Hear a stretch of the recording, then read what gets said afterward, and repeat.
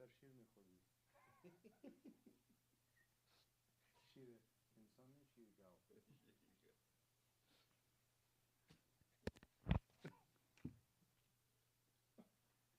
فامیل هم میگه درست دختره که چی برسه شکر الحمدلله دیگه در راسته یعنی آمد بخیر نه بابا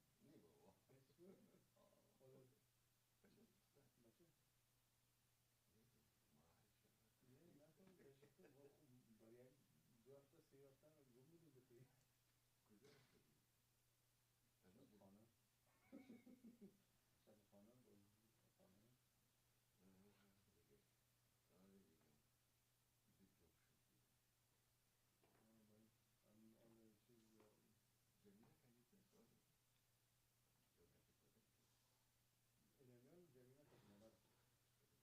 الهمیان جمیله که مادر خدا هر کسی زیادتری هم امروز روزه سه شنبه چهارشنبه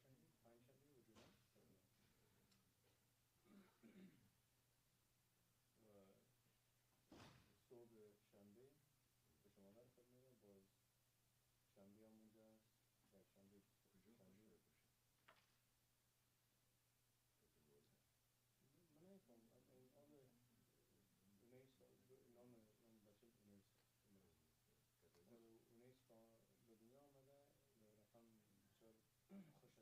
خوش است که از اول میترسید که فکر میکرد که جایش بدل میشه والا بسیار خوش است یک تا نام از خاطر برادر دیگهش که از شوی مادرش یک بچه هم داشت او I think یک مریضی پیدا کرد به نام the initial in the hand foot now اما very this far gone this چیز میشه طفلا میگیره چیزا رو میگیره ران خود میمونن دیگه طفل میگیره شد او خطرناک است برای اولادای اشتکای نو به دنیا آمده از خاطر اولاد زمین دانش پیدا میشه باز چیز نمیتونه بخوره باز دیهایدریشن نتونست رقم دیگرکن شد از خاطر از او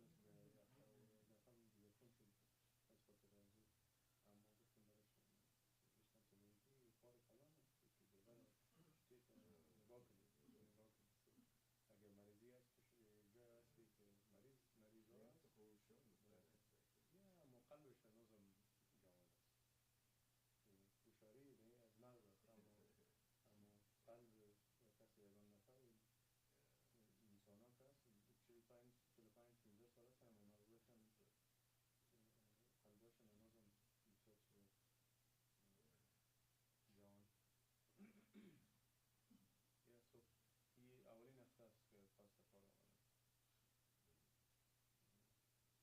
برو آنی دیگه فامیل پیدا کنی زنجیر بسته شد دیگه ما هم امروز خودی شده شد بیل است همجای کلیه شدن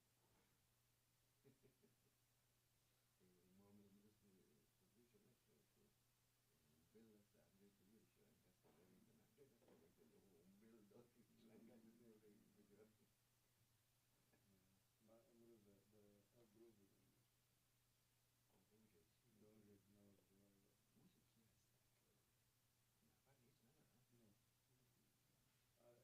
هیچ کسی تیار نیست خود بودن خودم منتظر میشم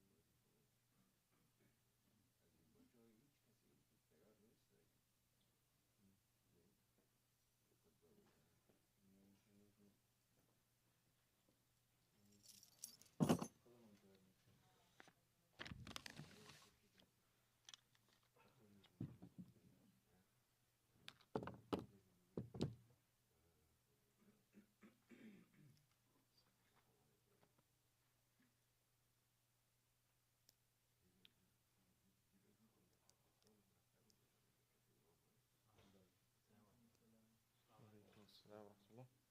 Just wanted to say salam. How are you?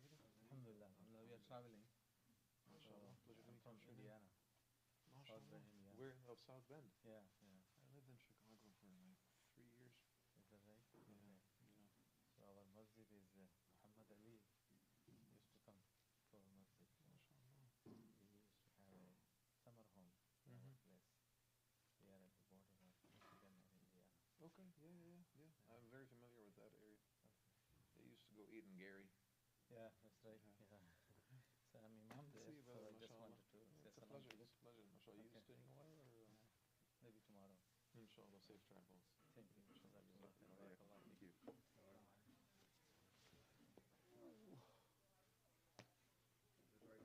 Mhm. Did you get the right chair? Did I get the right check? You can. The chair, the chair. Oh no, this is. I was like, you can never really get the right check. That's the problem. The flimsy one? No, these are good ones. Yeah, these are the good ones.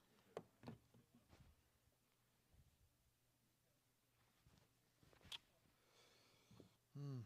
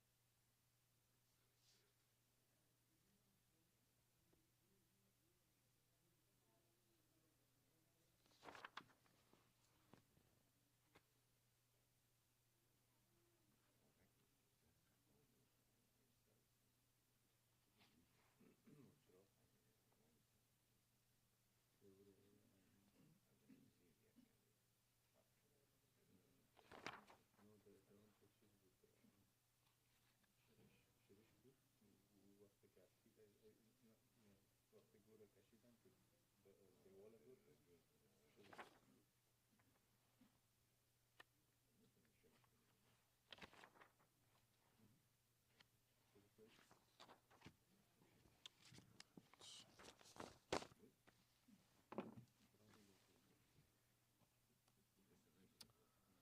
All right, assalamu alaikum. Inshallah, we're going to start in about 30 seconds.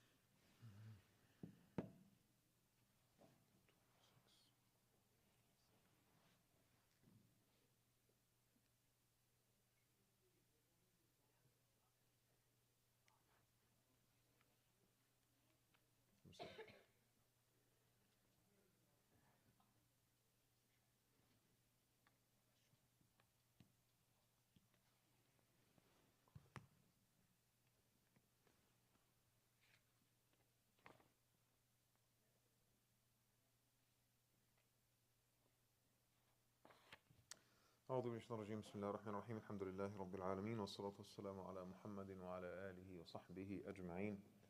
I begin in the name of Almighty Allah. I invoke His peace and blessings upon our beloved Prophet Muhammad sallallahu alaihi wasallam. I ask Allah to extend His blessings to the Prophet's family, to his companions and their followers, and the men and women that walk in their footsteps, and I ask Allah to make us among them. Ameen.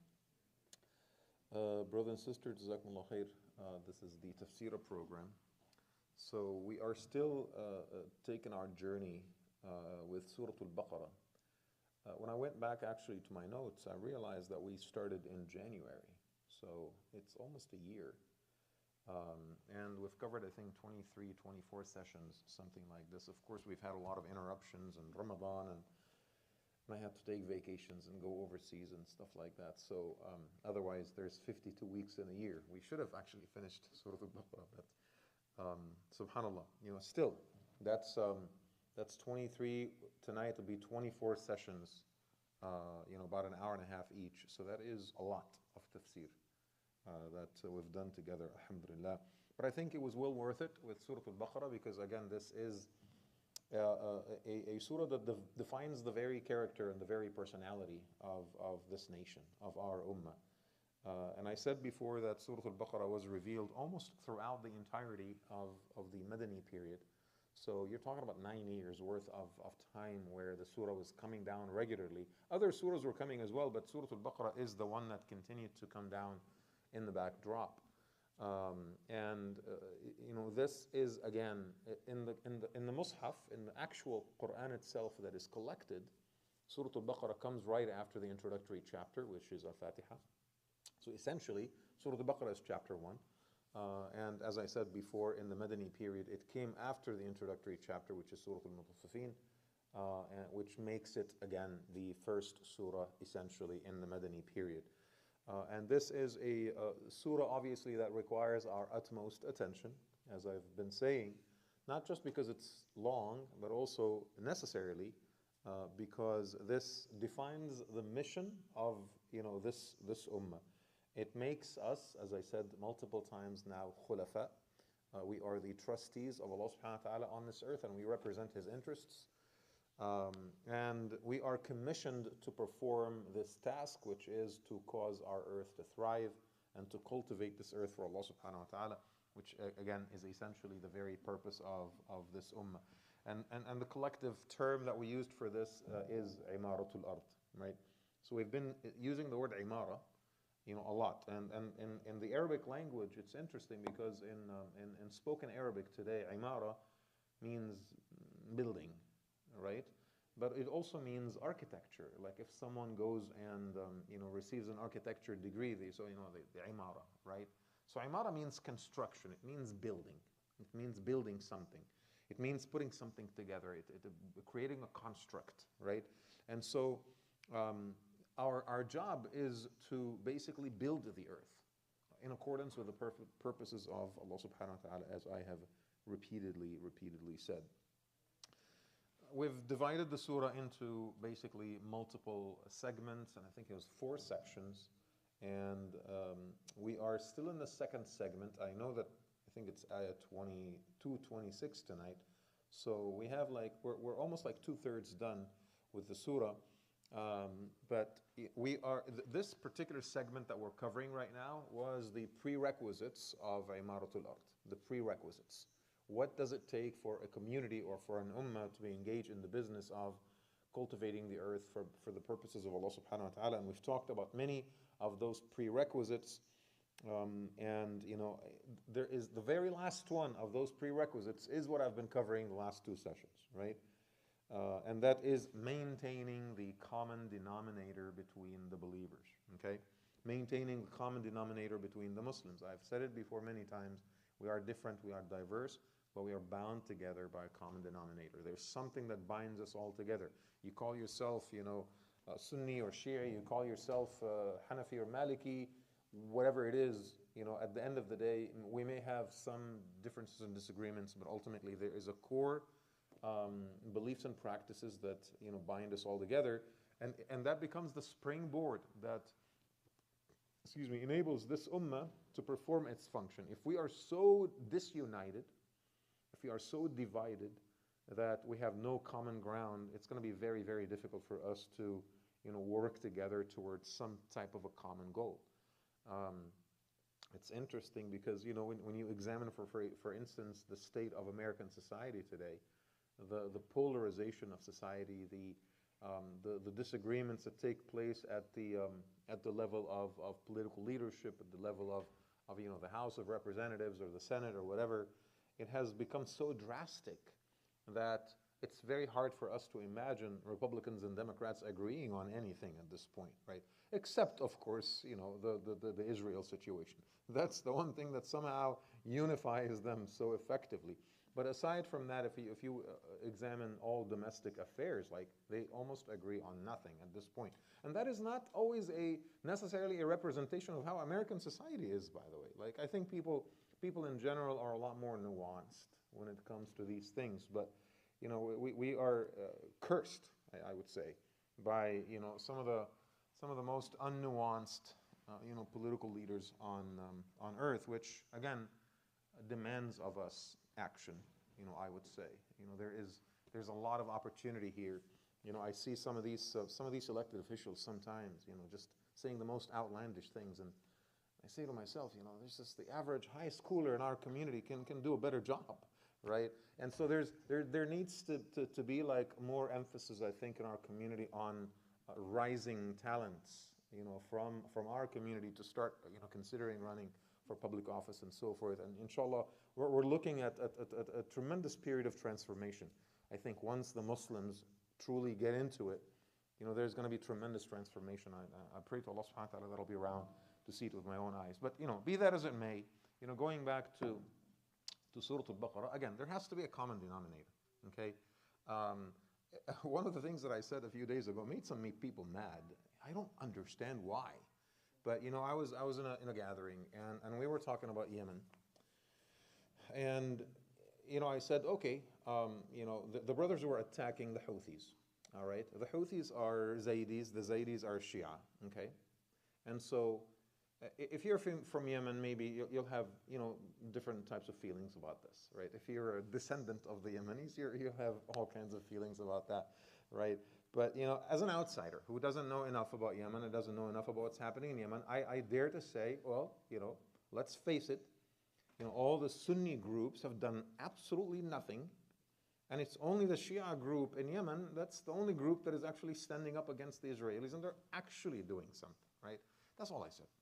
And some of these brothers, while the enemy slaughters our people, and we have now, I think, we've passed the 30,000 mark when it comes to murders, right? And some of these brothers, they go and they start, criticizing me, quite publicly.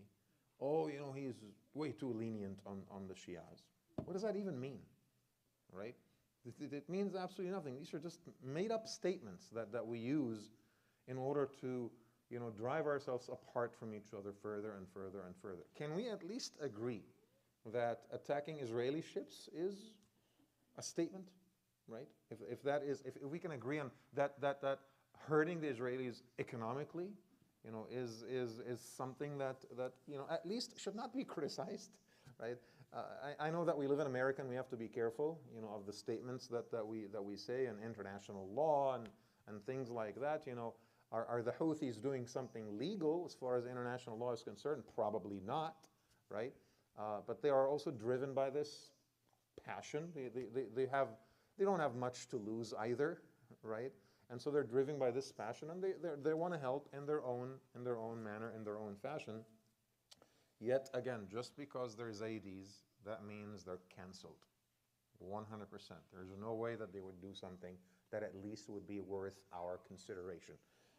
This mentality again, I think has no place. The Khulafa of Allah subhanahu wa ta'ala, their job is to find reasons to stay together, to band together, and not to drive each other apart. Okay, so there is a common denominator. And I have said this, and I will keep saying it. No matter what, no matter how much it gets me in trouble, there is a common denominator, and I want to believe that with dialogue between Sunnis and Shias, that good things will happen. I want to believe that, right? And I want to believe that there is more in common between us than the things that set us apart. I want to believe that as a Muslim, and it's mashallah, this community, for example, there's a lot of people from the Shia community that come here regularly. They don't go to Quba, they don't go to Masjid Fatima and the other Shia masjids in this area. They come here, and I think the more they come here, the more they adjust their views, and the more they think about the world differently. How is that a bad thing? Right? How's that a bad thing? But if we stand here and start bashing, anyone that we disagree with, what good is going to come of this anyway, right? So some components of that common denominator is what we've been talking about, right? I think what I've covered so far was actually quite a bit. What did I say? So we talked about a common denominator as far as aqidah is concerned, our creed, a common denominator as far as Allah subhanahu wa ta'ala inviting us in the Quran, udkhulu fi silmi kaffah, enter into the abode of peace, right? Manners of spending, justifications of fighting, the sanctity of the sacred months. We talked about the rulings on apostasy, the rulings on intoxicants and games of chance, alcohol and gambling. We talked about the treatment of orphans. We talked about taking oaths. And we also talked about marriage and family affairs. You guys remember? These are some of the things that we've been covering, the last couple of weeks. And I said last time, right before we finished, I said we need to talk about divorce, because that is another matter that, upon which we need to have at least some basic agreement, okay? This has to do the integrity of the Muslim family. And if the Muslim family is crumbling, right, there is no khulafa of Allah subhanahu wa ta'ala on this earth, right? And so because the Muslim family is the building block of that ummah that is supposed to get anything done. If you're having marital problems, you're a dysfunctional human being. If you're not sure if your wife or your husband is going to stay with you or leave you, you're a completely dysfunctional human being. You're not able to focus at work. You're distracted in your prayers. You're not able to come to the masjid or volunteer. You're so consumed because it's such an existential thing for you. Am I going to stay married, or am I going to have a divorce, and what's going to happen to us? What's going to happen to my kids? So this is such a fundamental matter. The family needs to be managed and regulated very effectively. Even moments of divorce, that too has to be regulated effectively so it does not destroy you. So that divorce does not destroy you. So it doesn't destroy your children, right? So that we think of divorce, when, God forbid, it must happen, we think of divorce as a last resort type of situation. We think of divorce not as a blow that is meant to hurt someone, but rather as a last resort. We've tried everything, and you're a good person, I'm a good person. It's just it didn't work out, and this is the will of Allah subhanahu wa ta'ala. So we needed to talk, a little bit about divorce. And subhanAllah, I mean, it's, I think this entire session is going to be about divorce, and probably next session as well. It's extensive, the discussions on divorce in Surah in Surah Al-Baqarah, in Surah Al-Ahzab, in Surah Al-Talaq, in Surah Al-Nisa, multiple locations in the Quran where divorce is extensively mentioned. So we are on 228, right? 226 talked about حكم الإيلاء. الإيلاء, الذين يؤلون من نسائهم. الإيلاء is this very rare case where someone basically tells his wife, Wallahi, I'm never going to touch you again. And we said that, we've talked about this before, and we said that this is different from dhihar, right? The hukm of this one is that within 4 months, you basically have that time to be back with your wife, and you decide to be back with your wife, then you have to pay the fidya for your oath. You have to basically amend for the oath that you have taken. And we've talked about this before, it's either you fast 3 days, or feed 10 poor people, or whatever the things that we've talked about last time, or free a slave and all of that, right? So 228 talks about actual divorce, all right? So Allah subhanahu wa ta'ala says, وَالْمُطَلَّقَاتُ يَتَرَبَّصْنَ بِأَنفُسِهِنَّ ثَلَاثَةَ قُرُوءٍ. Okay? The divorced women shall undergo, without remarrying, that's their iddah period, a waiting period of 3 months. Okay? Some scholars say ثلاثة قروء means 3 menstrual cycles, if we're being very specific, because the month could be like 30 days, 31 days. The menstrual cycle is, on average, it varies from one woman to the other. And so if a woman gets divorced from her husband the first time, could there be multiple times? Yes. Okay, so we're talking about the first time. This couple been married 7 years, and then something bad happens, or they have a huge argument. The man felt insulted, or felt that his wife disrespected him. He's like, you know what? I give you divorce. Okay? That is the articulation of the words of talaq. If you said to your wife, if you're married, and you said to your wife, I don't want to live with you anymore, we're done. Does that matter? No. You have to explicitly articulate the word for talaq in your language. Okay?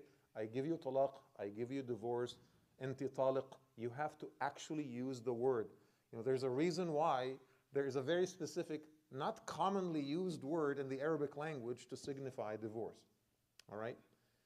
And so, unlike the English language where we use the word divorce with other things as well, right? I divorced myself from this corporation. Like we say things like that. In Arabic, we don't have anything like this. Like the word talaq is so exclusive. It is so exclusive, and so that there's no mistake. Like, I just said it by mistake. There's no mistake. ثلاث in the hadith. ثلاث جدهن جد وهزلهن جد. There are 3 things. If you say them, there are 3 things. You say it seriously, it is serious, and if you say it jokingly, it is still serious. One of them is divorce. So even if you said to your wife, I divorce you, jokingly, I divorce you, it's still a divorce, right? I don't know who would do that, right? But it's still a valid divorce. You have to be very, very careful with the wording. And I always consider it to be dishonorable for men who, by way of bluffing, or they're trying to, get their wives in line, or trying to make a statement that they use the divorce card. That's only just an expression of weakness and insecurity, right? If you're a true man, you'd only mean what you say, and you say what you mean. If you're ready to divorce, then divorce. If you're not ready to divorce, then don't play around with fire, right? Absolutely unacceptable when men do this. I'm going to tell you this, you're going to be shocked. 50% of the imam's time in America is spent on the foolishness of divorce. 50% of what imams do is that they're managing men and women that are having divorce issues. And then we have to go back to the drawing board and dig deeper, and the fiqhi opinions, and oh my God, and how do I save this family? How many times did you say divorce? How many times before? Was your wife on her period? What happened here? What happened there? And I'm trying everything in my capacity to invalidate or void one of them. And sometimes I get stuck because every divorce is valid, and that's it. Their divorce becomes irrevocable. So we're not talking about that yet. We're talking about the first one. Okay? So the first one, someone in a valid fashion, talaqun shar'i, not talaqun bid'i. There's a difference, two different types of divorce. Both are valid according to Ahlul Sunnah. One of them is bid'ah. It's still like wrong, but the divorce is still valid. Okay? And that is when someone divorces his wife after being intimately with her within the same cycle. All right? That is talaqun bid'i, still valid in accordance with the majority of the scholars.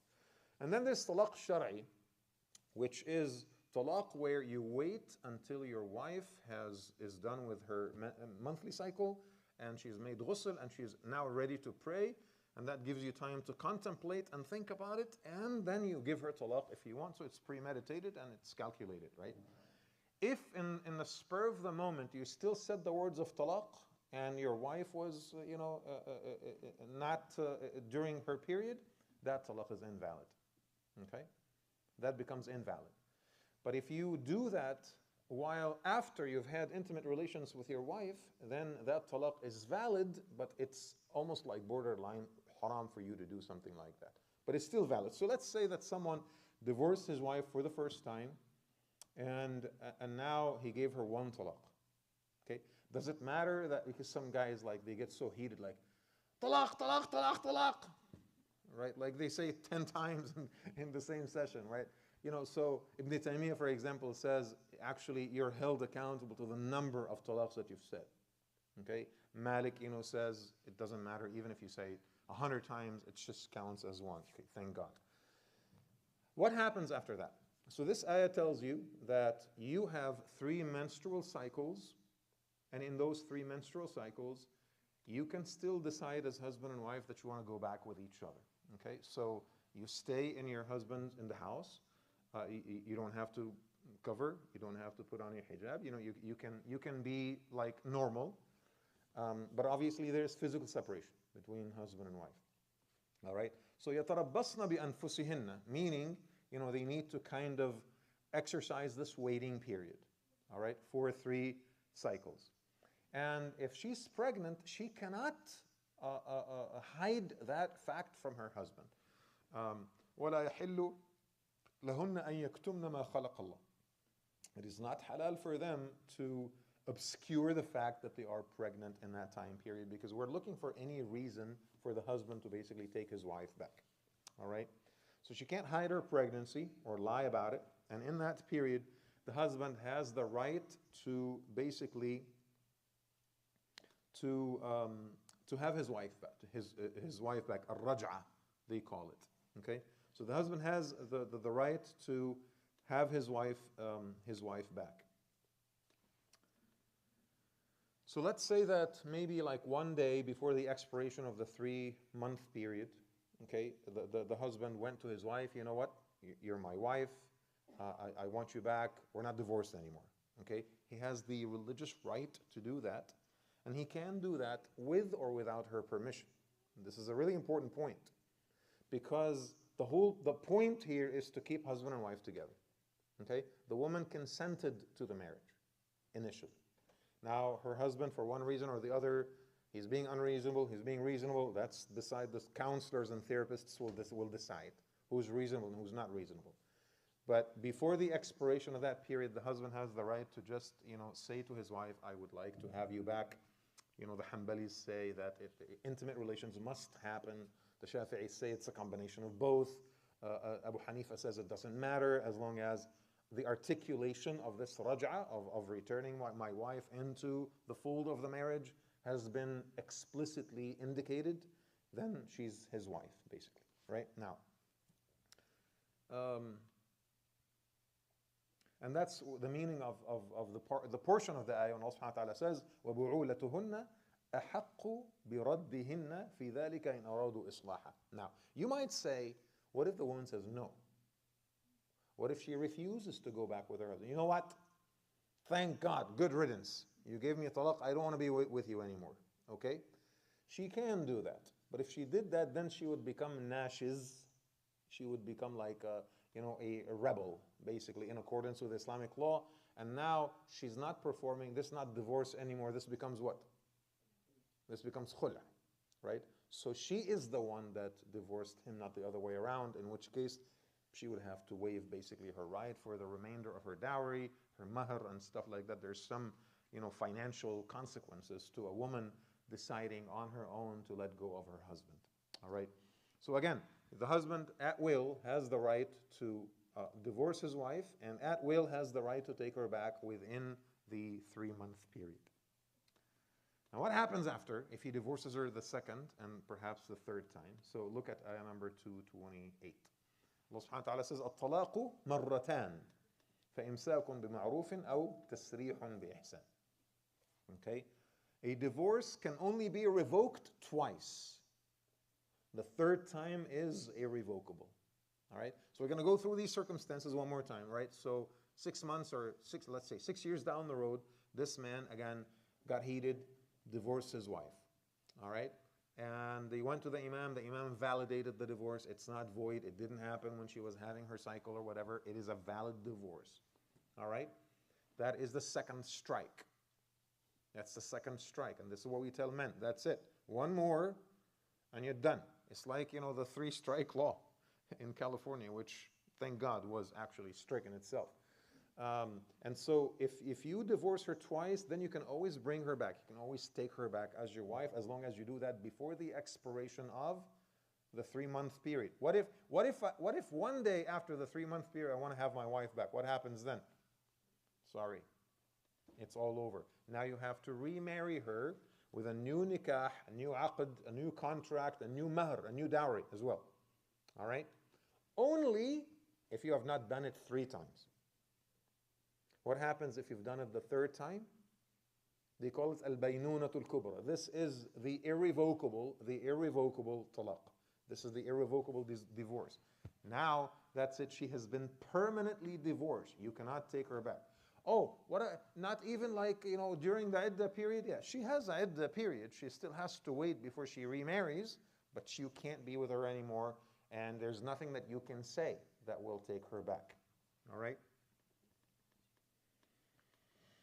May Allah subhanahu wa ta'ala protect our families from any of this, right? But, it's still useful to mention because unfortunately, it still does happen. I'm sorry, was that a question?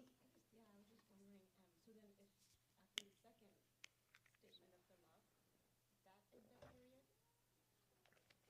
or after the third one, is that iddah period, then cannot be released? No, that iddah period is just for the woman. But it has to be outside of the home. Yeah, he is a stranger to her at this point. He's a stranger. And so the rules of a stranger, the non-mahram, would apply to her.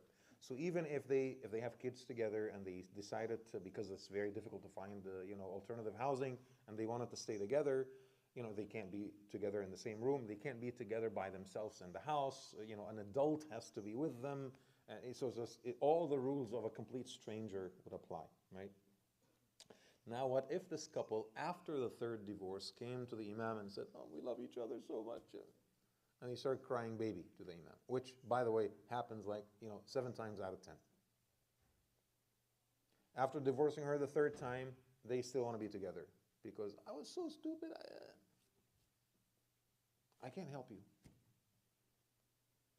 We might go into the previous divorces and try to see if I can void one of them. But if I couldn't void any of them, that's it. She's not your wife anymore. That's why I have to be very careful about these things. All right, I've told you, this is the first thing I said. Don't use divorce as a punishment or as a threatening card, to get your wife in line. It's absolutely despicable when men do that. All right. So what happens after the third one? Something bad happens after the third one. Look at 230. فإن طلقها فلا تحل له من بعد حتى تنكح زوجا غيره.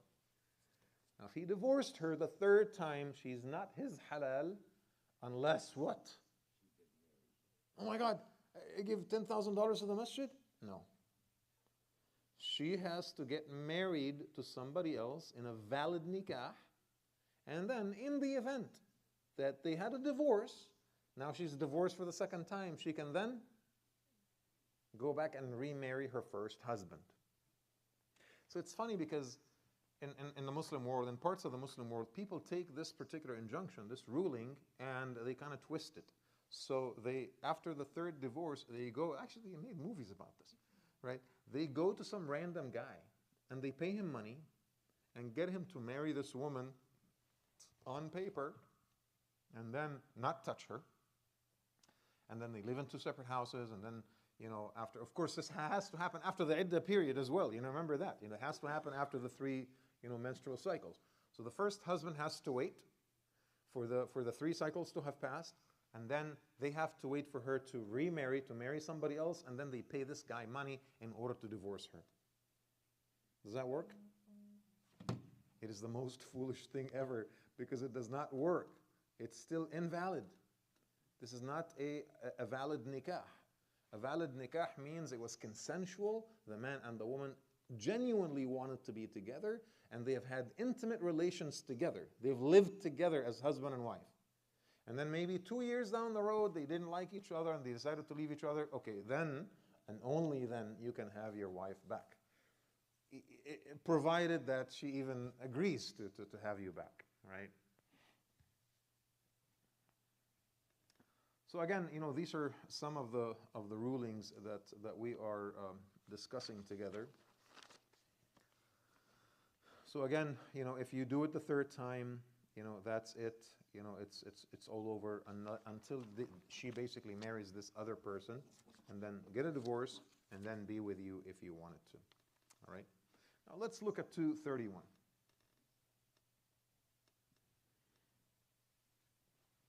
وإذا طلقتم النساء فبلغن أجلهن فأمسكوهن بمعروف أو سرحوهن بمعروف. Okay? So, before they reach their iddah, the man, like I said before, has the right to take his wife back, to basically, do what we would call retention, right? So you retain your wife, you take her back. And so, وَإِذَا طَلَّقْتُمُ النِّسَاء, so you've divorced your wife, okay? فَبَلَغْنَا أَجَلَهُنَّ, now they reached almost the term. So let's say, we're talking about 90 days. If the cycle is 30 days, it's usually less than that, but let's say that it's 30 days. And you are at day 88 or day 89, all right? Now you have a decision to make. As a man, you have a decision to make. Either take my wife back or just let her go. Which means I'm just going to let the divorce expire and become irrevocable, because after the iddah period, that's it. She's not my wife anymore. In the days of Jahiliyyah, the Arabs used to do this really despicable thing where they would keep doing this like 50 times. They would divorce her, and then one day before the expiration of iddah, they would take her back. Right? And then a couple weeks later, they would divorce her, and then let her pass for 3 months, and then one day after iddah expires, they would take her back and just cause the woman to suffer basically indefinitely. She's not married, and she's not single either. She's just kind of like hanging in the balance like this. And so the ayah basically says, before the expiration, you need to make up your mind. Either rightfully keep her, or just let her go gracefully. All right? It would be haram to keep her out of spite. That is, again, very, very important. there is a distinction here between, Islamic law does two things. Islamic law establishes what is halal and what is haram, and also Islamic law establishes what is punishable. You have to understand. Because there is punishment in the afterlife, and then there's punishment in this dunya. And so these are not just guidelines for, husband and wife or people to just, out of their own moral sense, they have to do the right thing, otherwise it'd be haram. This is also instructive to political authorities in the Muslim world, to the Shari'i judges and so forth. And so if it's proven that a man treated his wife in such a manner, they would actually void the marriage and revoke the marriage, on their own. All right?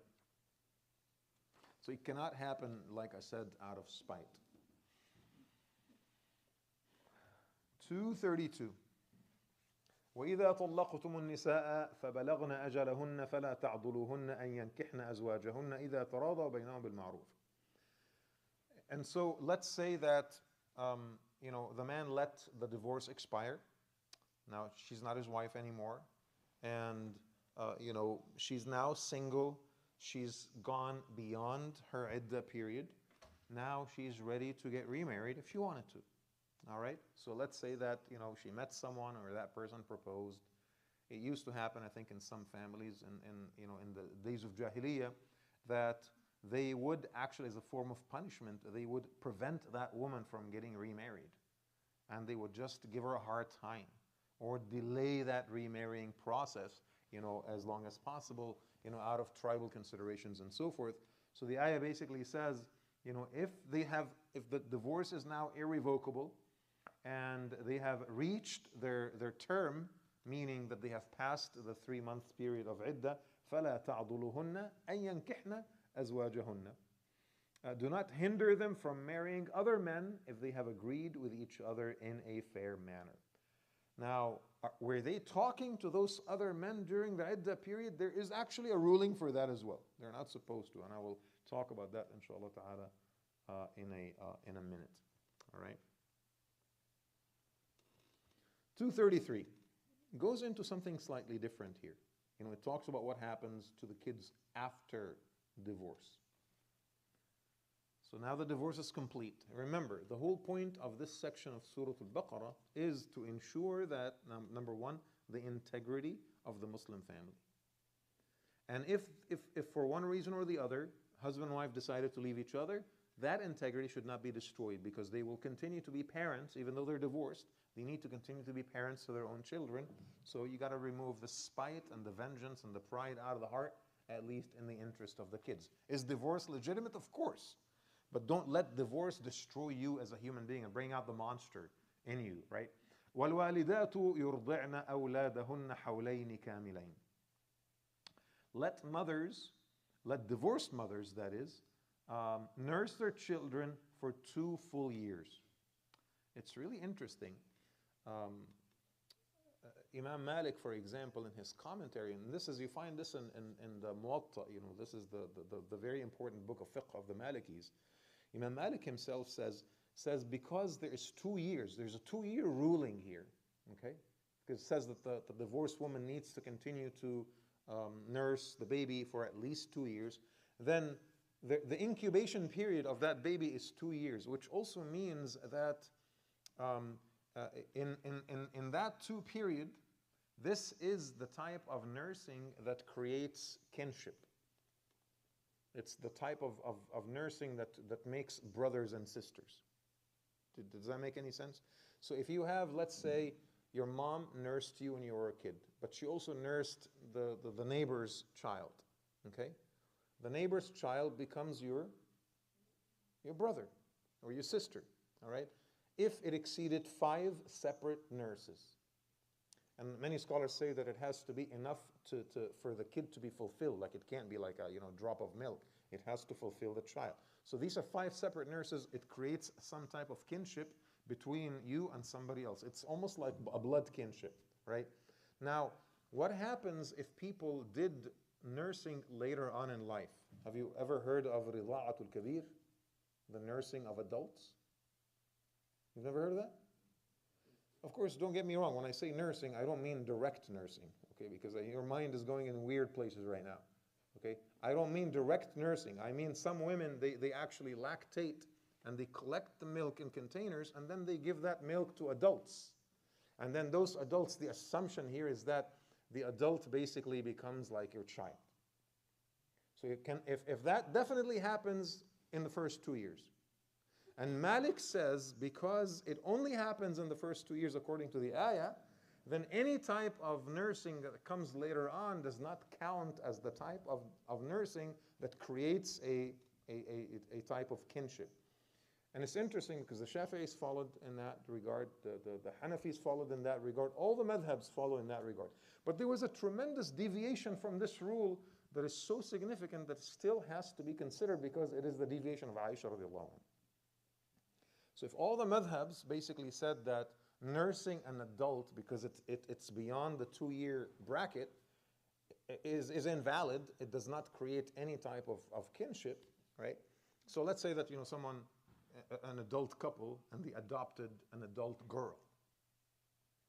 If you believe that nursing is nursing and it doesn't matter what the age is, then if you nurse that 22-year-old girl, she becomes the husband's daughter, in which case she becomes his mahram, and she doesn't be covered in front of him, right? I mean, there's so many rules that will follow. And if you believe that nursing is only valid in the first 2 years, then anything that happens later on in life doesn't count. So all the madhabs are in agreement that valid nursing only happens in the first 2 years, except Aisha radiallahu anha. And because she is who she is, her opinion is substantial and cannot be neglected. She's the Prophet's wife, okay? And Abu Musa al-Ash'ari radiallahu anhu followed her. And later on, one of Malik's students in Egypt, Al-Layth ibn Sa'd, also followed her, and he has like a huge school of thought as well. That continues, however, to be the minority in Islamic law. The majority of scholars say that, رِضَاعُ الْكَبِيرِ لَا يَقَعْ. Nursing adults does not create any type of kinship. That person is still a stranger to you. I just figured it's useful to mention that because there's a debate about it, by the way, in the Middle East. This subject is being debated today. All right? And so these divorced women, for the first 2 years, they are expected to basically nurse their babies. And the father is expected to support her financially for as long as she is nursing the babies, right? وَعَلَى الْمَوْلُودِ لَهُ رِزْقُهُنَّ وَكِسْوَتُهُنَّ بِالْمَعْرُوفِ. For this father that fathered the baby is responsible to feed and clothe and support financially the child, and by extension the mother that is staying with that child. Imam Malik, by the way, also says that this establishes custody. It establishes custody rules as well. Because he says, if the Quran says that the mother is the one that needs to nurse the baby, how is she going to be able to nurse the baby if she is not in full custody of the baby? All right? And Imam Malik supports that by many ahadith where the Prophet ﷺ, when a woman would have a divorce, she would come to him and ask him, Ya Rasulullah, he's going to take my kids away. And the Prophet ﷺ would ask of their age. If they have not reached puberty yet, he would say, you stay with your mother. And if they have passed puberty, the Prophet ﷺ would instruct them to do what? To choose. He would bring both mom and dad and would instruct the kids that have reached puberty, would you like to stay with your mom or would you like to stay with your dad? Now, what is the exception to that? What breaks that rule? The rule that says the mother is the one that takes custody of the children? Yes, if she gets remarried. If she gets remarried, she revokes her right, unless the husband consented, but she revokes her right to full custody of the child. I'm not talking about California community property laws here. I'm talking about Islamic law, okay? So there's a difference between what you're used to and what Islamic law says. So wait a second. If the mother does not have full custody of the child, then who takes custody of the child? It's not the husband. It's the grandmother. It's the maternal grandmother. And if the maternal grandmother is not around, it's the aunt. And if the aunt is not, there's a sequence in Islamic law that is actually quite extensive All of it is designed to make sure that the child is in the hands of a woman, to ensure that the child is receiving some type of nourishment and some types of motherly love. If his mother is remarried and she moved to Kansas and she doesn't have time to take care of the child anymore, right? There's rules and for that must be followed. So divorced women should nurse their babies, and the father should provide financially to support them, during the nursing period. And if the father passed away, then the heir is the father, becomes responsible for the same exact thing. Right? Allah subhanahu wa ta'ala says here, وَعَلَى الْوَارِثِ مِثْلُ ذَلِكَ. The heir of the father. If the father passed away, then the oldest child of the father becomes responsible for doing it. If it's not the oldest child, then the younger brother. But someone in the man's family has to be responsible financially for the children and for the nursing mother until the nursing period is over. All right? Now, is that a religious obligation? All of this that I've discussed thus far, it's not. The husband and wife can consent to ending the nursing period earlier, or they can consent to give the child to a wet mother to continue the nursing process, if it's bringing undue burden on the mother, or if she gets remarried and she wants to move somewhere else, and that's when the ayah says, وَإِنْ أَرَدْتُمْ أَن تَسْتَرْضِعُوا أَوْلَادَكُمْ فَلَا جُنَاحَ عَلَيْكُمْ. If you wish to hire a wet nurse in order to take care of your own children, there will be no consequence for that.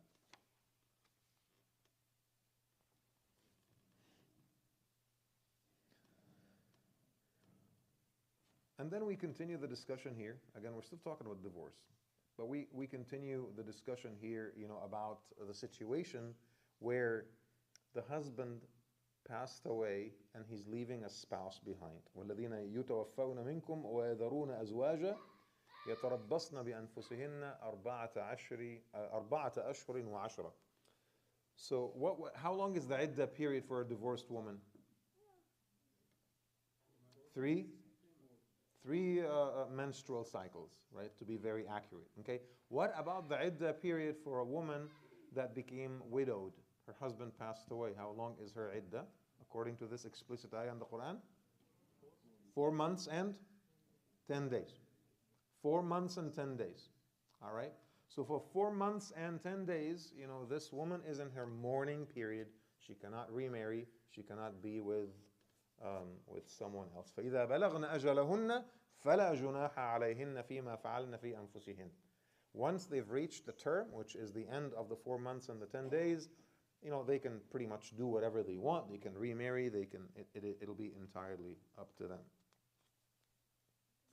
Now, there were some repugnant practices in the days of Jahiliyyah where, the family would basically ask the woman to do a lot of pagan things before she gets remarried. And she has to just do all kinds of weird stuff for about a year before she qualifies again to get married. Again, women in the days of Jahiliyyah were subjected to a lot. And Islam came and fixed all of these things with these permanent rules that are explicitly mentioned in the Quran. Again, that's the common denominator. If you look at Ja'fari or Zaydi fiqh, by the way, it's going to be slightly different from some of these rules, but for the most part, it's the same stuff. The Ja'faris, for example, have a ruling which I actually find to be useful occasionally, and that is divorce needs to be conducted in the presence of 2 witnesses. In deviation, obviously, from most of the Sunni schools of thought that basically say a man divorces at will by just saying the word. You don't need, even your wife doesn't even need to be there, right? If you say it in front of friends or send her a text message or talk to her dad or whatever, the divorce is valid. But, the Ja'fari Shi'as, for them, a divorce has to be conducted, at a scheduled meeting with the imam in the presence of 2 witnesses, which, when you think about it, considering, how things are, the mess that divorce causes in the Sunni world, it's not actually that bad of an idea, right? And there are some Maliki scholars that actually support that as well, but, that's not our point right now. 235. 235 talks about the psychological state of that woman that is either divorced or is widowed, and her consideration of remarriage. Because a lot of the times she gets a divorce from her husband because there's another guy. She wants to have a divorce because there's another guy. And sometimes, and this is definitely haram, sometimes there is already an agreement with another man that if you get a divorce, then I will marry you. So she gets a divorce because of that incentive. And that is just absolutely corrupt. Okay? If you want to remarry on your own after your iddah is over, that's fine. That's your right. But you cannot be in cahoots with another guy, right? Inappropriately talking to this person about divorce when you're already married to a man, right? That would be obviously unacceptable. So 235 talks a little bit about this. وَلَا جُنَاحَ عَلَيْكُمْ فِيمَا عَرَّضْتُمْ بِهِ مِنْ خِطْبَةِ النِّسَاءِ. So as a man, it says, it is not a bad idea for you to speak covertly about marriage in general, but don't explicitly say, I want to marry this woman if she's already married. So it creates some ethic and morals for the men as well, right? You can't talk about a woman and remarrying a woman unless you're using vague terms and you're not specifying her name and stuff like that. But you can't be specific about these things. You can think about her, عَلِمَ اللَّهُ أَنَّكُمْ سَتَذْكُرُونَهُنْ. Allah knows that you're going to think about it. That's okay. It's in your mind. That's fine. وَلَكِنْ لَا تُوَاعِدُوهُنَّ سِرًّا. Do not make some kind of a secret agreement with them. If you get a divorce, I'm going to marry you right away. That would be wrong. وَلَا تَعْزِمُوا عُقْدَةَ النِّكَاحِ حَتَّى يَبْلُغَ الْكِتَابُ مَحِلَّهُ حَتَّى يَبْلُغَ الْكِتَابُ أَجَلَهُ. Do not make the intention of marrying that woman after her divorce unless she has already passed her iddah period and now she is free. She is single. She can put all of this behind her. That's when you start talking to her basically about. See how detailed this stuff is? So how far Allah subhanahu wa ta'ala goes into the regulation of marriage and the regulation of divorce and the aftermath of divorce and the possible remarriage afterwards and so forth. Everything is mentioned in full detail. Now there's two remaining cases that have not been covered yet. Okay? What happens if you do your nikah? In some cultures, for example, like in Middle Eastern culture, they do katb al-kitab, right? And in this particular ceremony, they do their full nikah, nikah shara'i, with the imam and the witnesses and the mahr and the wali and everything, okay? But they delay the consummation of marriage maybe 6 months or a year for financial reasons, or maybe the guy is going overseas or something. Or I'm just waiting for her to graduate, all right? Now you're husband and wife, but you're not husband and wife really because you have not been intimate. You have not consummated the marriage physically, okay? So what is the hukm here? What happens here? What happens if they get a divorce before touching each other? What happens to her dowry? What happens to her iddah? Right? So there are rules very specific for that situation where husband and wife had a nikah, but they did not consummate the marriage. What happens in that interim period?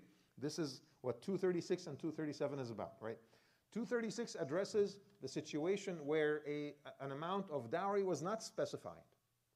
If an amount of dowry was not specified, then you have a divorce and you let her go, and you still have to give her something, at-tamattu'. You have to give her some amount that is proportionate to your wealth, all right? Because otherwise, it would feel like a punishment to her. Why did you propose? Why did you do your nikah? Why did you go through all this? And then, 2 months later, you just divorce her. So the ayah here says, in 236, لا جناح عليكم إن طلقتم النساء ما لم تمسوهن أو تفرضوا لهن فريضة. So when you divorce a woman and you have not touched her and you have not indicated the amount of your dowry, right? وَمَتِّعُوهُنَّ, it says. You got to give them something, some kind of a monetary gift, upon that divorce. عَلَى الْمُوسِعِ قَدَرُهُ وَعَلَى الْمُقْتِرِ قَدَرُهُ. For the wealthy person, they give something proportionate to their wealth, and for the poor person, give something that is proportionate, again, to what you have or what you don't have. All right? Now, second case, If a dowry has already been set from before, okay, your dowry is $10,000, right? وَإِن طَلَّقْتُمُهُنَّ مِنْ قَبْلِ أَن تَمَسُّوهُنَّ وَقَدْ فَرَضْتُمْ لَهُنَّ فَرِيضَةً. If you divorce her, before you touch her, and an amount of dowry has already been indicated, okay? فَنِصْفُ مَا فَرَضْتُمْ. Upon divorce, you give her what? You give her half. You give her half of the amount of dowry that was agreed upon. And the only exception to this, if the woman herself or her wali or both of them, they agreed to just let it go. You know what? I don't want anything from you. Let's just, leave. إِلَّا أَن يَعْفُونَ أَوْ يَعْفُوَ الَّذِي بِيَدِهِ عُقْدَةُ النِّكَاحِ. Right? Unless she lets it go or her wali lets it go as well. But there's something at the very end of this ayah again that tells you why Allah subhanahu wa ta'ala talks to us in detail at length about divorce. See, at the end of 237, Allah says, وَلَا تَنْسَوُا الْفَضْلَ بَيْنَكُمْ. وَلَا تَنْسَوُا الْفَضْلَ بَيْنَكُمْ. Do not forget the grace that you used to have between each other. You would not be together if there wasn't love. You would not be together if there wasn't affection. It wasn't always bad. You guys had good days together. You had good times together. Now that you're deciding to leave each other for overwhelming reasons, it's fine, but don't forget the good days. Don't make an assumption that it was all miserable, it was all bad, it was all horrific, it was all abusive. Because sometimes we hear these things. That can't be true. It was both good and bad, and the bad overwhelmed the good. That's why you're having a divorce. But be fair. وَلَا تَنْسَوُا الْفَضْلَ بَيْنَكُمْ. Don't forget the good times. Don't forget the graceful times. Don't go around bad-mouthing the person that you've lived with, that still is a parent to your own children. Don't be blinded to all of their good qualities, and all you see is their bad qualities, right? Because again, like I said, marriage brings out the monster, unfortunately, sometimes. And we're almost done, I think, at least for tonight. Now here's something very interesting that happened in Surah Al-Baqarah. We're still talking about divorce. Divorce is not done. There's more injunctions that are still coming, right?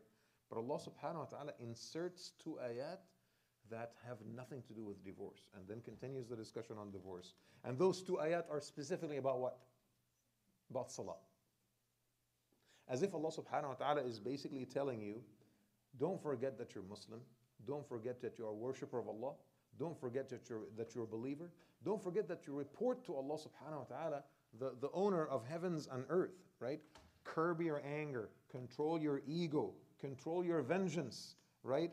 Divorce brings out the worst in us. Cool down. Let cool heads prevail, right? And what's the most effective way of doing this? Making wudu and praying.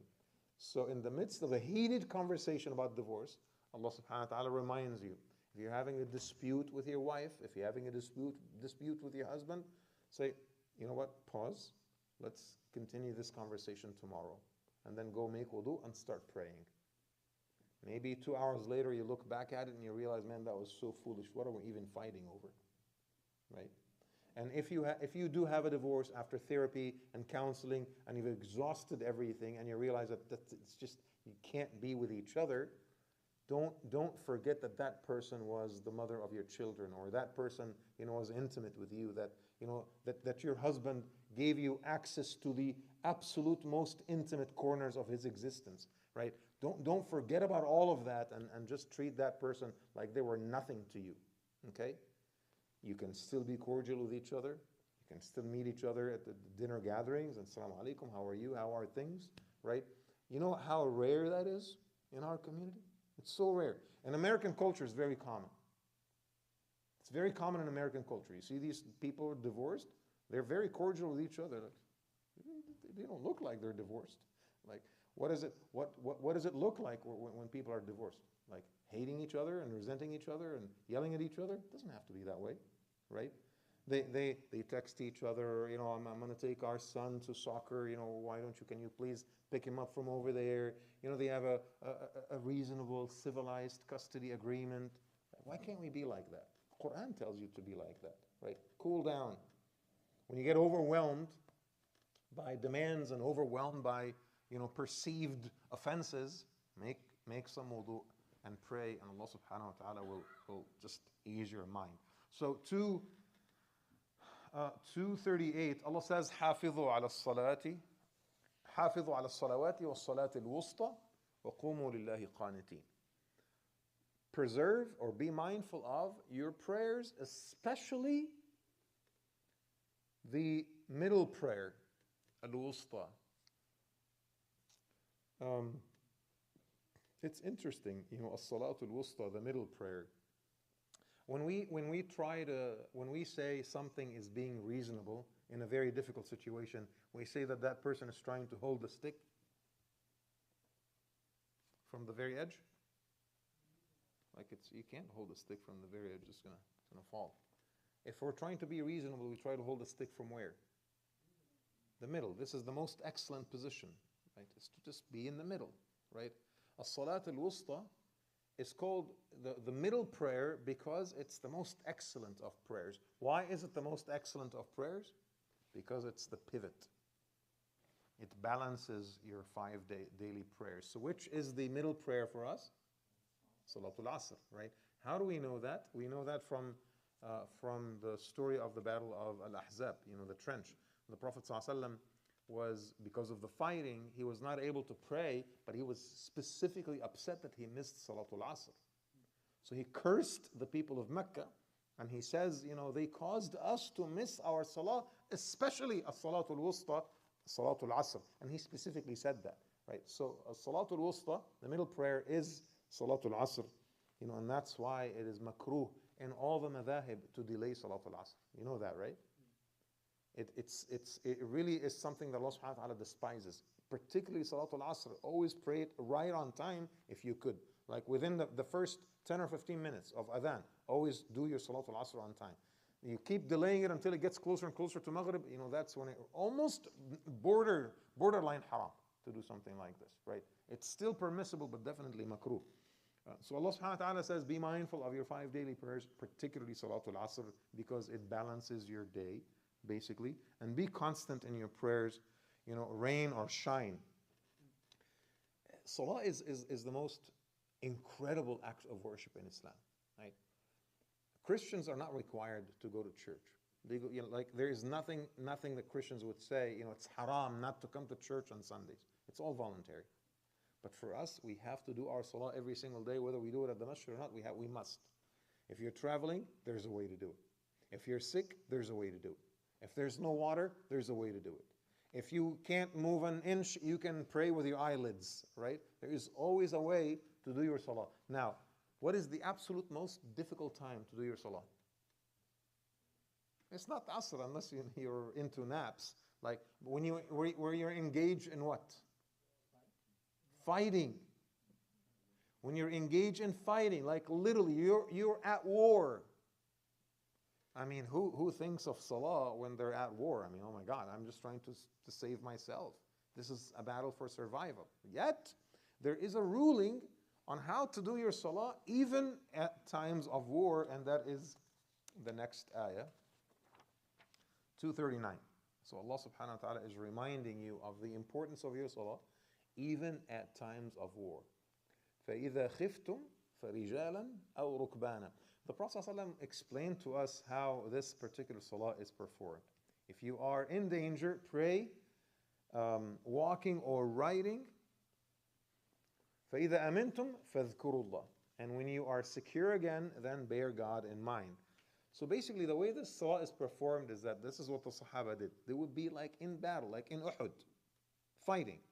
And one companion would be mounted on a horse, and the other one would be standing right next to him.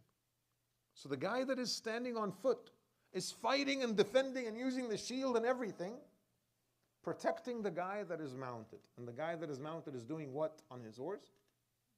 He's praying. With the gestures of the head, ruku' and sujood like this, he's praying. He does it fast, but he's still praying.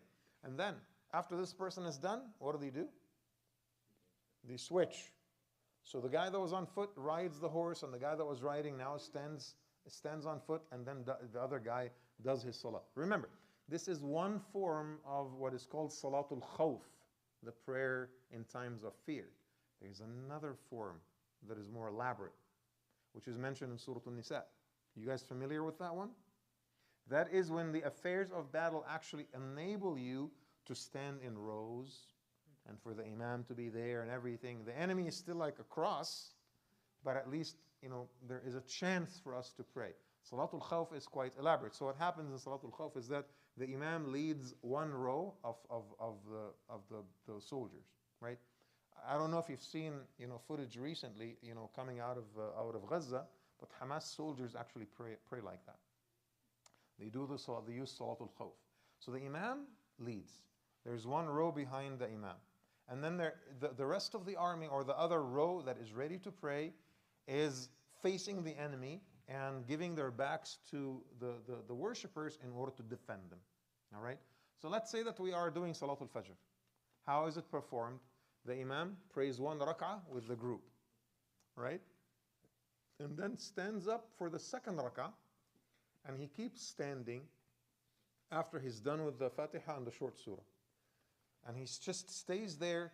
The soldiers behind him finish their second rak'ah, make taslim, and then go.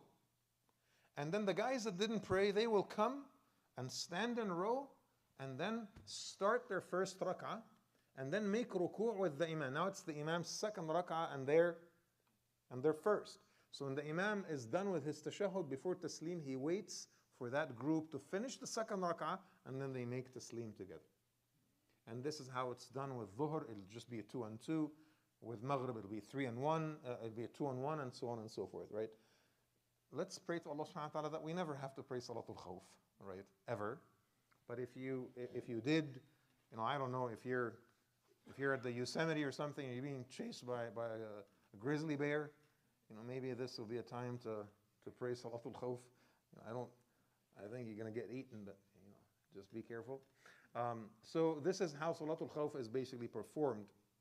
So what is mentioned in Surah Al-Baqarah is a form of Salatul Khawf, the prayer of times of danger, that is performed when the battle is so intense and you can't even stand in rows and so on and so forth, right? There is more obviously to be said here about divorce. And I wanted to quickly maybe finish with 240 and inshallah stop here and take some of your questions. So Allah subhanahu wa ta'ala in 240 says, وَالَّذِينَ يُتَوَفَّوْنَ مِنْكُمْ وَيَذَرُونَ أَزْوَاجًا وَصِيَّةً لِأَزْوَاجِهِمْ مَتَاعًا إِلَى الْحَوْلِ غَيْرَ إِخْرَاجٍ. If you read the translation of this, it's gonna make a lot more sense. So here Allah subhanahu wa ta'ala is basically says, yes, the iddah period is 4 months and 10 days for a widowed woman. But also with some agreement with her husband, wasiyah, right? It's a written agreement. The husband can actually say, if I died, I want my wife to stay in the house and to use my wealth and my money for up to 1 year. Why is there limitation on the using of his wealth? Because who's supposed to get that wealth? The inheritors, the heirs, right? The kids and everyone else, not just her. But this is a ruling that allows the woman to basically stay if there is a prior agreement with her husband before he died. And by the way, if you're writing your wills and stuff like that, I strongly recommend that you maybe include this type of language, that I want my wife to stay, and so in which case the kids, for example, can't just sell the house and take their share of the inheritance. They would have to wait for 1 year at least, before their mom is out.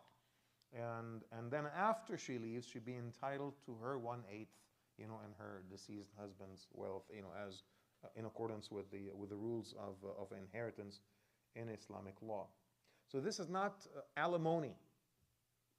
This is not alimony. This is an exception. Okay, and I will end with this. This is quite controversial. What is the alimony? I mean, there's child support. Obviously, that is we've talked about that, right? The father has to support his children. But what about alimony if divorce happens between husband and wife? According to Islamic law, the wife is not entitled to alimony after the divorce if this is the third divorce. Okay? She's only entitled to full financial support if it's the first or the second, because she's still considered his wife, okay? But what about situations like, we live in America today, and situations where, wealth is distributed 50-50, and there's alimony, and there's child support, and sometimes it's actually the husband that gets the child support and not the wife, and it's funny because there was that sister that used to be a nurse, and her husband for 22 years did not work. 22 years. And I've known them for so long, and I tried, okay? His favorite activity in the world is just be on the sofa and watch TV. Doesn't do anything else. So she was a nurse. She eventually ended up just letting him go because she's like, I can't. Why am I babysitting this guy, right? He, I think, got in an alimony or spousal support, whatever it was, I think it was like $8,000 a month, right? He got $8,000 a month. And I told him, it would be haram for you to take that money. He's like, well, law is the law. I follow the law, right? So the sister, out of spite, she decided to resign her position. You know what? I would rather be poor than give this guy $8,000. What does a judge do? He takes the money out of her share in the house. Oh, you're going to cheat the system and resign? I'll show you. And she still owed the money, even after she because her husband was able to show that she was not let go, that she actually resigned on her own. It is such a corrupt system, I'm telling you. It's such a corrupt system. It encourages this type of behavior, right? But there's still a happy medium, right? If the Islamic law says the woman is entitled to nothing after the irrevocable divorce, all right? And California says, she's entitled to everything. Wife or husband, by the way, it's both. There is a solution, and that solution is, many of the scholars now say that some agreement needs to be reached, whereby that woman had to give up career, she had to give up income, she had to give up a lot of things in order to be with her husband and to support the kids and so forth. And if Islamic law says that, especially the Shafi'is, if Islamic law says that the woman is entitled for payments if she takes care of the house and cooks and cleans and stuff like that, which is a very known Shafi'i opinion, then if she did not get those payments throughout the marriage, then she needs to get those payments, after the divorce. Again, it's such a struggle, by the way, especially for the imams, trying to reconcile, the way California law is and Islamic law, and helping our community still adhere to the letter of Islamic law and do the right thing before Allah subhanahu wa ta'ala without suffering financially so much. So this is obviously an ongoing conversation between the scholars. And, I will leave it here, inshallah ta'ala, and we will continue the discussion on divorce and other things, inshallah ta'ala, next time. Jazakallah khair. I'll take some questions now, and then we're going to stand up for Salatul Isha, inshallah, in the next few minutes or so. Yes. The one unmarried brother is going to ask questions about divorce.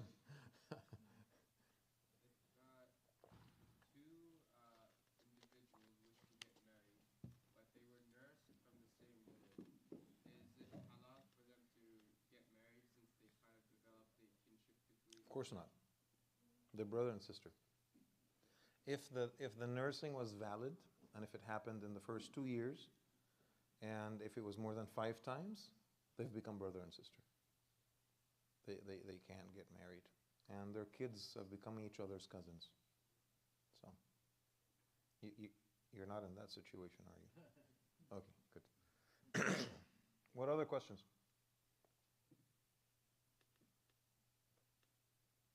Yes. Sorry? It's financial support that is paid by one spouse to the other after divorce. So, if you make more income than your spouse, or if your spouse doesn't work at all, so you have to pay her a certain amount every month that is proportionate to the number of years that you guys have been together. So, it's quite significant in California. California, I think, discourages you from getting married in the first place. Like you're better off not getting married. It's just ridiculous. Yeah. Any questions? Going once, going twice? Yes. Jazakallah. I mean, and this is more maybe of an observation or comment if you wanted to add on.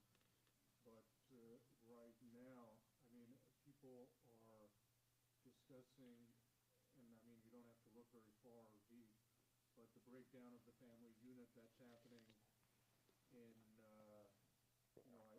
predominantly the focus is on Western society, but I imagine it's probably everywhere. The breakdown of the family unit, and then also, if you look at some of the culture wars, the man versus women dynamic that is put out in the media as well, terms like toxic masculinity and feminism, hyper-femininity, and so there's this constant tension right now that if you follow the headlines, breakdown of the family unit, the cohesion between the different genders, and obviously that doesn't bode well for a society, right? And perhaps Muslim families and Muslim societies are doing better than the trends that we're seeing in Western societies.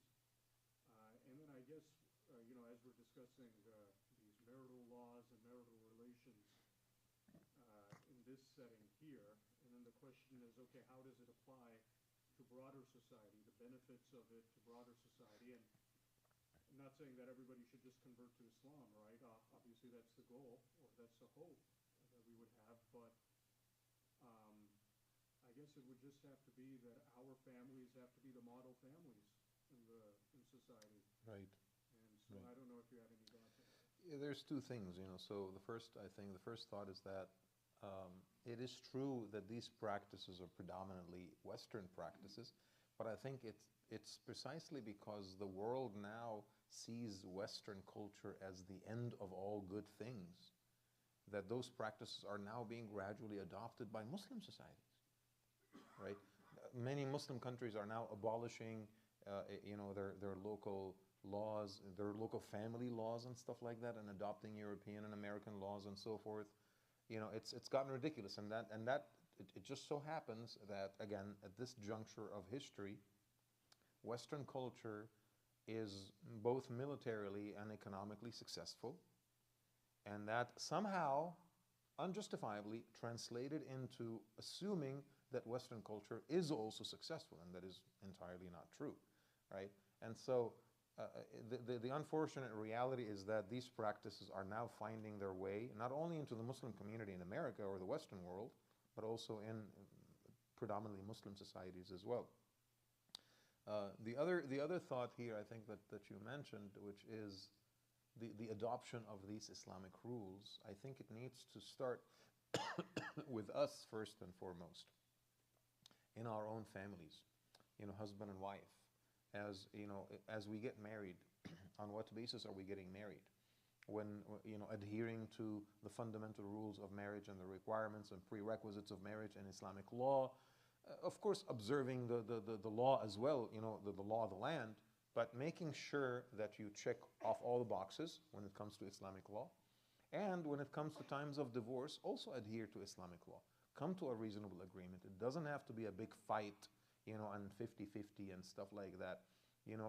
If most of the income came from you and your wife dedicated herself to support this family for so long, be reasonable and give her a good severance package, if you will. The ayah tells you, even this ayah, in situations where you divorce your wife after the nikah and before consummation, and you haven't even decided on a dowry, you still have to give her something. And when you've decided on a dowry, you still have to give her half of that dowry, even though she's not even your wife yet, practically speaking. And so if we're being reasonable with each other and we adopt the essence of Islamic law and you still let her go, but give her a significant package, give her 1/3 of the house. It doesn't even have to be half of it. This way, she's not going to feel compelled to go to the courts in order to get her right from you. Okay? I think they do that because we act in an unreasonable fashion, so they would have to do what they need to do, right? Give her, a proper child support. I've seen these brothers. Okay, so your wife has the kids 4 days a week, and you have them 3 days a week, and he pays like $200 per kid. He hides his income And he shows the judge, oh, I only make like $1,200 a month. And because he runs a gas station, most of his income is like cash, so he makes like $25,000 a month, but he reports only $1,500. I'm like, these are your kids. You're spending on your children. If he's being unreasonable, why are you blaming her, for going and running to the courts and so forth? So you have to live this essence in your own life as a Muslim family. In addition to that, you also have to take those solutions into wider society. How do we take Islamic solutions into wider society? By informing and inspiring legislation. All right? This is a free country. People can make their own decisions.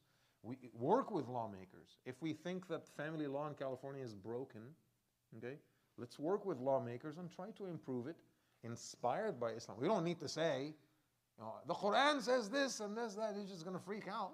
But it's inspired by Islamic law, and we are writing legislation. Let's adjust this, let's add this, let's make it more reasonable. The 50-50 community property law is just a blind perspective. It's just the judges acting like, I don't want to hear it. I don't care who did what, who's at fault. I don't want to hear anything. Just divide it 50-50 and be done with it. That's the laziest way out. This is someone who doesn't want to look into anything or investigate or understand where the wealth came from and who's responsible and so on and so forth. We can fix that if we wanted to. It's just we've been on the margins for so long. Just battle of survival. These are the things that I think we need to demand of our politicians. We need to adopt these legislations. If we sit down with elected officials who are asking for our money, what are we demanding? What are we asking them in return? Let's adjust, family law, because it's absolutely atrocious, and so on and so forth. So the adoption as legislation, I think it would be the answer to your question, if we're able to incrementally do that in a manner that actually solves the problem. Any other questions? Yes. Can you clarify a little bit more about the middle prayer? How is Fajr because Maghrib is second of Fajr? Yeah, like I said in the hadith, in the story of the Battle of the Trench, the battle was extremely intense, and the Prophet ﷺ was not able to pray the entire day. And so he basically was horrified at the prospect of not doing his salah. And he says, لَقَدْ مَنَعُونَا مِنَ الصَّلَاةِ الْوُسْطَى. They have prevented us from praying the middle prayer, Salatul Asr. And he explicitly said that in the hadith in Bukhari. And so that's the reason why we know that it's Salatul Asr. And yes, the Islamic day starts, from sunset to sunset. But the first prayer is considered to be Fajr, so there's a different designation here. Yes, actually, Brother Khurami, he hasn't asked before. So in India, Pakistan side, right? There's a different concept of dowry as well, where the girl actually gives money and maybe some sort of assets to the boy. Thank you for choosing me. But that's a Hindu thing.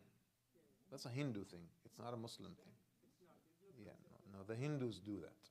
The Hindus do that a lot. I think the father of the girl pays the guy money for taking his daughter. So, Western men actually go to India and then they marry girls over there because, all the costs are covered and, they get a little bonus on top of it.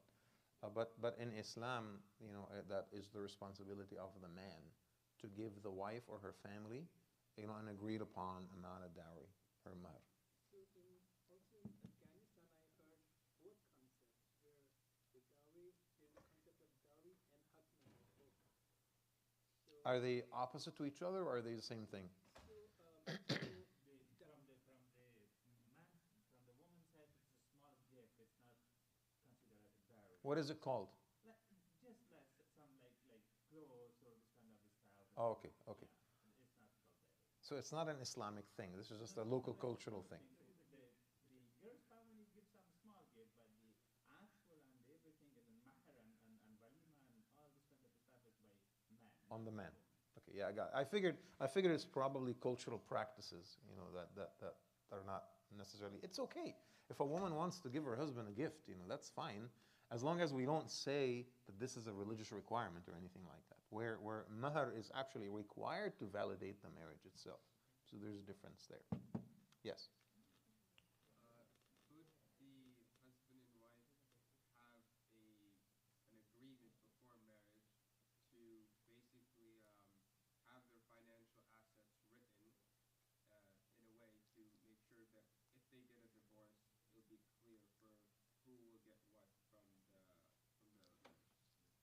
Yes, they can and they should and they must, especially in California.